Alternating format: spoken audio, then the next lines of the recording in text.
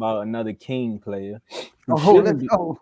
who shouldn't be in the summer league, but he's in the summer league, showing off, dropping 41. Don't You be know, hating. so we gonna say he's a king amongst boys. That's what they're saying right now. And Joe, since this is your guy, is this a big deal or no deal that Keegan Murray dropped 41? Wait, Hey, so I'm not going first on any topic? you I go mean, ahead, Dave. Go ahead. Do your thing. Do go your ahead. thing. No, Hold Joe, on. I Oh, noticed. I no, I noticed. did. You're right. I no, go noticed. ahead. Do your thing. I know this is your guy. As you can tell, I'm not ready. There you go. Go ahead. I know this is your guy, but I'm cool with him playing in the summer league. I mean, he a sophomore. Yes, he did start in the playoffs, and yes, he was with the Kings. But you got to think about it. No one other than Joe expected the Kings to be where they were last year. Um, Everyone else Mike thought that Brown. they could. I'm You not said who? counting anyone on that team. All Like right. a bee. So no one thought that they would be where they were. Um, and then they took the Warriors to 7 games and lost in game 7, of course, because, I mean, Steph had a Steph game. Keegan didn't have his best series. So he felt like he had to come out there and pretty much prove himself and try to get better.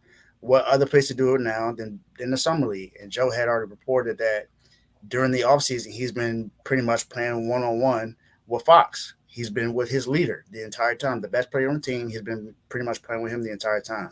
So he's doing whatever he needs to do to be able to play. So I mean, I'm cool with that. I mean, and I don't think he's going to play any more of the summer league games. So he went out there to pretty much play to see how much he improved, and he did what he had to do. I mean, he's not the only player that has he like I said earlier, he's not the only player that put up like 30 plus, and this is his second season in the NBA. Jabari Smith did the same thing for the Houston Rockets. So he's out there just trying to improve his game, and I'm cool with it. I mean, he put up 41, so it's a good thing he ain't playing no more summer league games because you know, this man started in the playoffs. But I mean, it's cool. Let him play. Let him do his thing. Joe, you go last now. Okay, go ahead. Do your thing.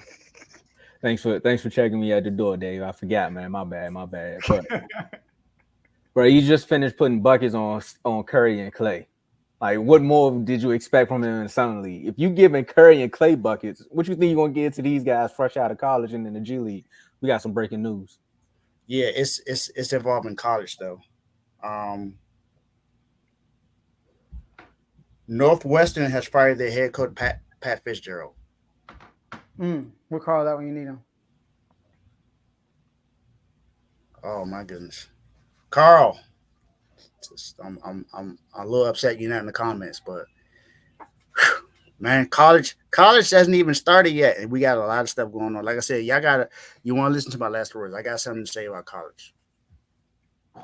Go ahead, Tommy.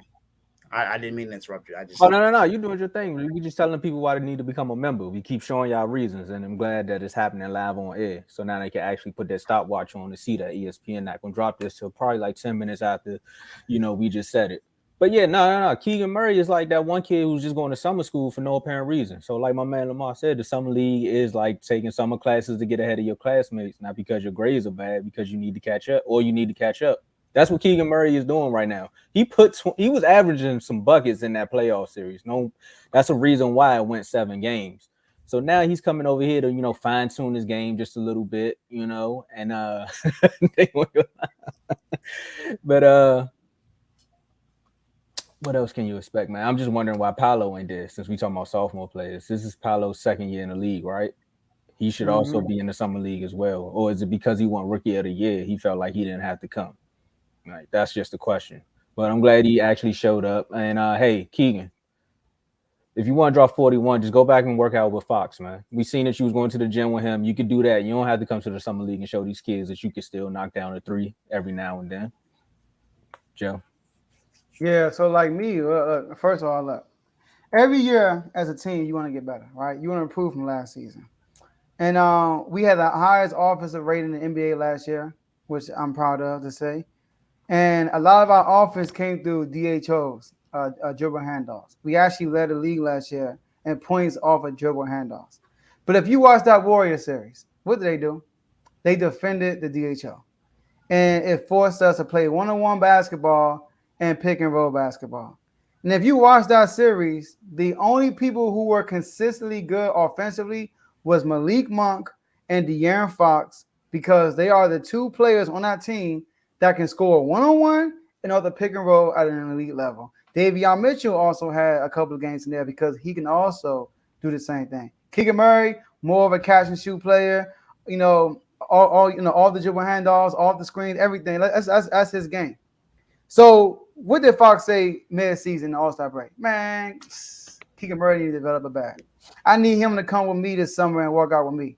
And guess what? Ever since the summer started, Keegan Murray said he's been with De'Aaron Fox every single day, playing one-on-one with him 4 times a week. And then what they do, Mike Brown approached Keegan Murray. Keegan Murray didn't ask to play like Josh Giddey did his second year. He didn't ask to play. Mike Brown came to him and said, Keegan, we need you to play summer league. Number one, I want you to act as a leader. Teach these young boys, and we need you to work on what you've been working on this offseason. So if you watch the Kings, a lot of plays been drawn for Keegan Murray and stuff like that. And a lot of things he's doing is off the dribble, all pick and rolls, one-on-one, because that's what he's going to be asked to do in the regular season. Not regular season, but in the playoffs when the teams know what you're going to do. You can't live off the dribble handoffs. So I look at Keegan Murray, great shooter, first rookie in NBA history to make 200 threes, first rookie ever done that. But he needs to learn how to score the dribble. Fox told him, and Fox said in the press conference during the season, we need Keegan Murray to take it to a different level for us to get to a new level. Either he has to go to a new level or we got to find somebody else. He said he told Keegan that. So Keegan has developed his game over the summer, and I'm loving it. He's scary. He's 6'9", 6'10", 6'9", and he could potentially be one of the best two-way players in the NBA because he's a good defender. Also, another thing they're working on in the summer league, he don't playing full court defense on point guards, right? So I'm excited to see what we're going to do.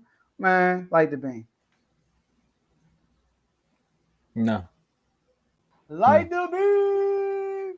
No, why we would like the beam? Why do we Just do no. that? You should have did the cowbell or something. It's more of a cowbell moment. I like what Mike Brown doing with the Kings, man. He over there telling these guys, man, look, man, it's all about mentorship. So, yeah, that's why he's there. Paolo should have been there for Orlando with a little bit of mentorship. I understand he's too good, but he still should show up. But on to the next Bean team. Shout out to Donnell with the Bean team. But shout out. Go. He's saying that right now, but when the season starts, it's going to be Wemby this, Wemby that. He even changed his icon to Wemby. He returned the favor. I gave Wemby endless flowers. He returned the favor. Man. But now it's time for You're Done, Son. Joe, you ready over there? Sorry, go ahead. He said, do what Clay never did. Sorry, go ahead. I said, it's time for You're Done, Son. Do your thing. This is ISO Tomo. Floor is yours.